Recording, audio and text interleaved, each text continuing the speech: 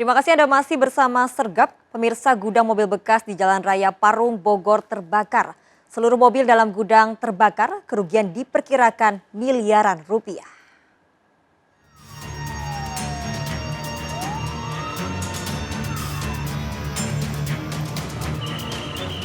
Kobaran api dan kepulan asap hitam muncul dari lokasi penjualan mobil bekas di Jalan Raya Parung, Kemang, Kabupaten Bogor, Jawa Barat. Awalnya seorang karyawan yang akan pulang melihat kepulan asap keluar dari sebuah mobil bekas. Dengan cepat api membesar dan menyambar seluruh mobil lainnya.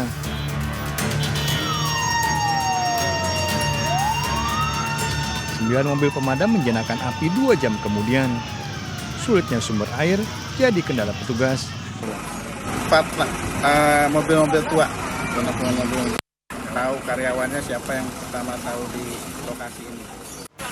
Tidak ada korban pada kejadian ini, namun kerugian diperkirakan mencapai miliaran rupiah. Dari Kabupaten Bogor, Jawa Barat, Wildan Hidayat melaporkan.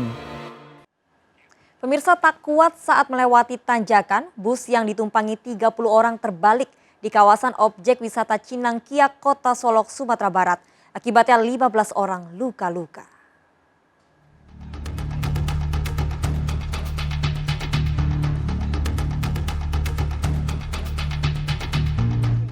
Bus pariwisata yang membawa 30 penumpang ini terbalik di kawasan objek wisata Cinangkiak, Kota Solok, Sumatera Barat.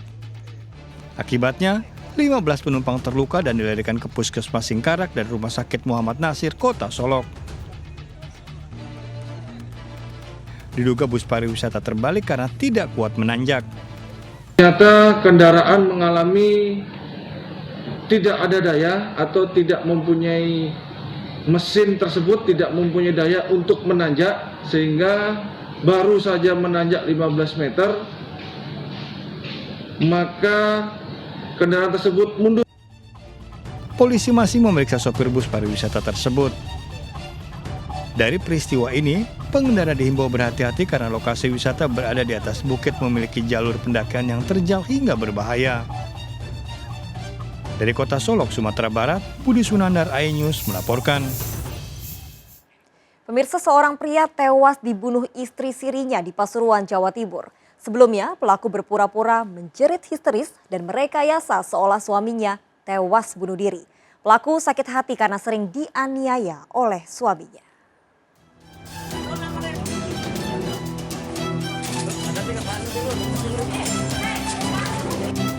Warga Desa Nguling, Pasuruan mendatangi rumah Eko Setio setelah mendengar teriakan istri korban meminta pertolongan. Eko ditemukan tewas dalam kamar dengan luka di leher. Awalnya warga menduga korban bunuh diri karena faktor ekonomi. Ternyata hasil penyelidikan polisi terungkap Eko tewas dibunuh. Mengejutkan, pelaku pembunuhan ternyata SA, istri korban sendiri. Polisi sempat terkecoh alibi istrinya yang berpura-pura menangis histeris saat korban ditemukan tewas. Kecurigaan polisi diperkuat dari keterangan saksi yang menyebutkan pelaku mencuci tangan yang berlumuran darah di dapur rumahnya. Pelaku SA mengaku sakit hati kepada korban yang merupakan suami sirinya karena sering dianiaya. Bahwa yang bersangkutan sakit hati terhadap suaminya sendiri. Dikarenakan pada saat sebelum itu suaminya meminta paksa uang yang ada di tabungan saudari SA, yaitu sekitar 500.000 di dalam celengannya. Namun setelah ditahan oleh saudari SA, korban Eko Budi menendang perut si istrinya sampai dengan terjatuh. Puncaknya, pelaku kesal karena korban melarang menjenguk anaknya dari perkawinan terdahulu. Anak saya terus baunya dia, saya udah pulang. Saya nyari itu nggak benar. Ya, berarti sedih, sakit hati karena tidak boleh nengok anak. Tapi kamu kok tega melakukan leher itu ya? Tidak ada perasaan sama sekali. Atas perbuatannya pelaku terancam hukuman 15 tahun penjara. Dari Pasuruan, Jawa Timur, Jaka Samudra, iNews melaporkan. Pemirsa, seorang wanita di Maros, Sulawesi Selatan tewas dibunuh suaminya. Korban dianiaya saat sedang tidur. Pelaku nyaris dikeroyok warga.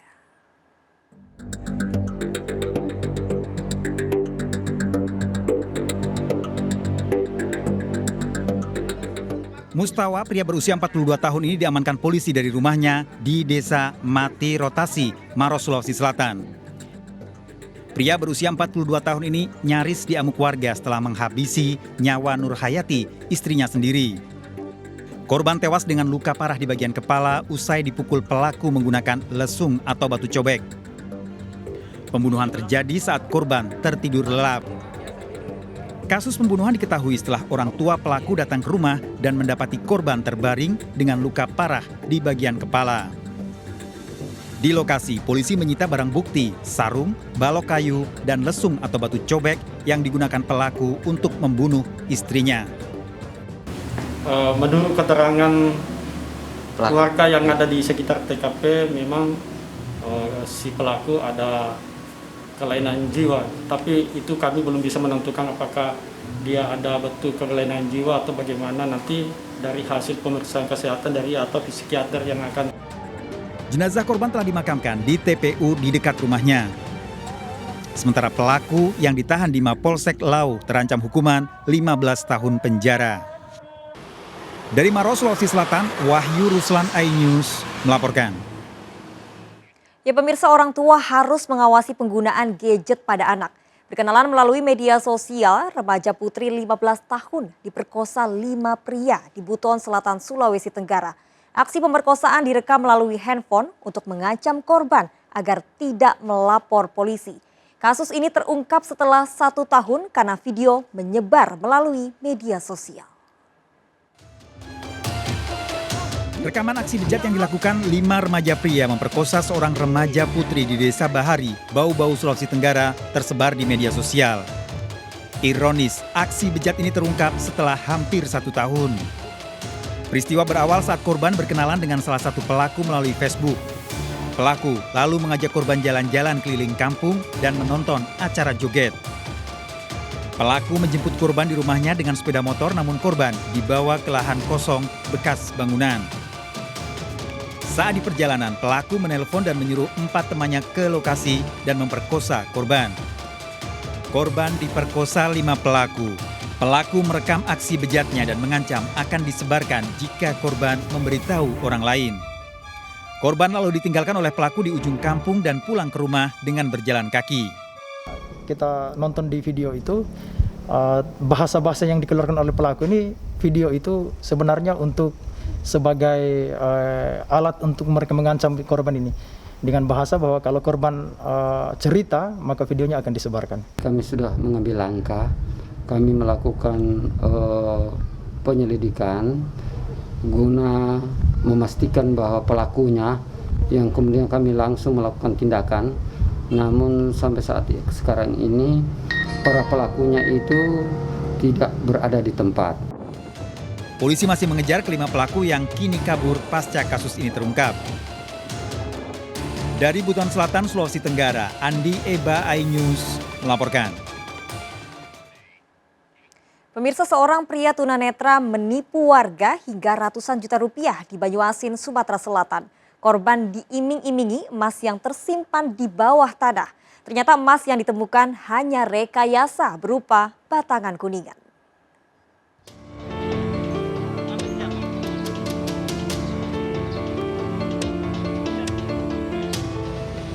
Adi, warga Talang Kelapa, Banyuasin ini ditangkap polisi setelah menipu seorang warga hingga ratusan juta rupiah. Pria berusia 26 tahun ini meski tidak melihat, dikenal sebagai dukun dan mengobati warga yang sakit. Pelaku menipu warga dengan janji mendapatkan batangan emas. Secara spontan. Siapa yang sudah kita tipu, Pak? Pak Haji. Kok bisa tertarik dia dengan enggak tahu, Pak, ya? Cak mano cara kita, Pak, biar membujuk dia itu biar bisa ngikutin perintah kita, Pak. Merayu Pak Haji itu seperti apa, Pak? Ya cuman omong-omongan biasa tuh lah. Kayak mano, Pak, biasa tuh, Pak? Ya pada intinya di situ ada emas batangan kayak gitu, Pak. Di manonya, Pak? Di Pekarangan Dio. Di Pekarangan Dio ada emas batangan itu dari mana? Dari mantan guru. Dari mana? Dari almarhum guru saya. Guru? Guru apa? Guru apa, Pak? Yang ngajari saya wirid. Oh, wirid. Oh, berarti punya ilmu dari wirid dari guru kita. Korban terjerat rayuan saat Adi melakukan pengobatan pada orang tuanya dan mengatakan di bawah rumahnya terdapat emas. Korban kemudian memberikan uang sesuai permintaan sebagai mahar dan berhasil menemukan kotak berisi logam dalam tanah di rumahnya, namun bukan emas seperti yang dijanjikan. Di lambang presiden pertama kita, Bapak Soekarno. Jadi untuk mengambil emas ini,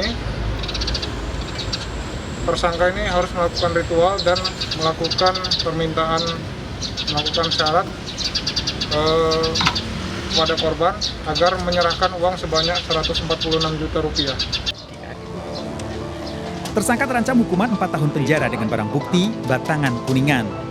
Polisi kini memburu pelaku lain yang diduga ikut membantu tersangka. Dari Banyuasin, Sumatera Selatan, Muhammad Riza Pahlavi, iNews melaporkan. Pemirsa, awasi anak Anda saat bermain. Ikut dengan sang paman, seorang remaja tewas terseret ombak di pantai Kota Padang. Ombak tiba-tiba tinggi membuat korban dan temannya terseret arus pantai.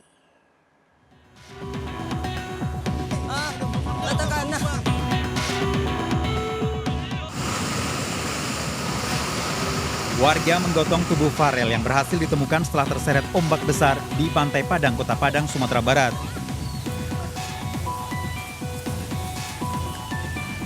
Tubuh bocah berusia 12 tahun ini tak bergerak. Warga mencoba memberikan pertolongan pertama, namun naas Farel tak terselamatkan.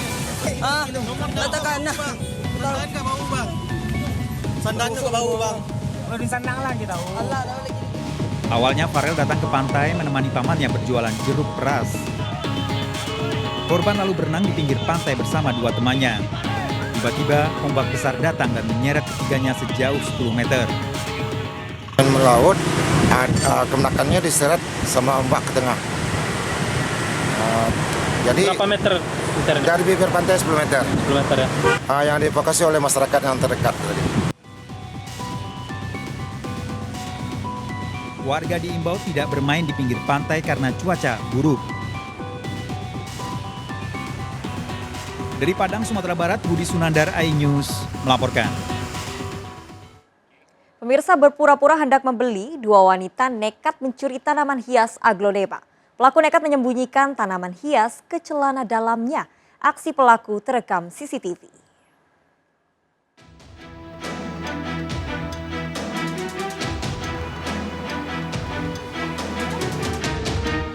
Dengan santai, wanita ini mencuri tanaman hias jenis aglonema di kawasan Prabu Mulih, Sumatera Selatan. Taktiknya, pelaku bersama temannya berusaha mengalihkan perhatian penjual. Saat korban lengah, pelaku memasukkan tanaman hias ke balik roknya. Korban baru menyadari tanaman raib keesokan hari saat akan merapikan tanaman. Pagi-pagi baru ketahuan, kok kosong potnya itu. Sudah tuh kami cek di CCTV, ada yang nyuri, ibu-ibu. Sendiri atau berdua? Berdua. Tapi yang ambil ibu-ibu satu yang pakai baju pink itu. Aksi pencurian tanaman di lokasi ini bukan pertama kali terjadi. Korban berharap pelaku segera ditangkap. Dari Prabu Mulih, Sumatera Selatan, Berry Brima, iNews melaporkan. 3 bocah SD nekat mengendarai motor trail mini hingga ke jalan raya. Bocah ini ketakutan dan menangis saat diberhentikan polisi. Informasi lengkapnya hadir untuk Anda usai jeda, segera kembali.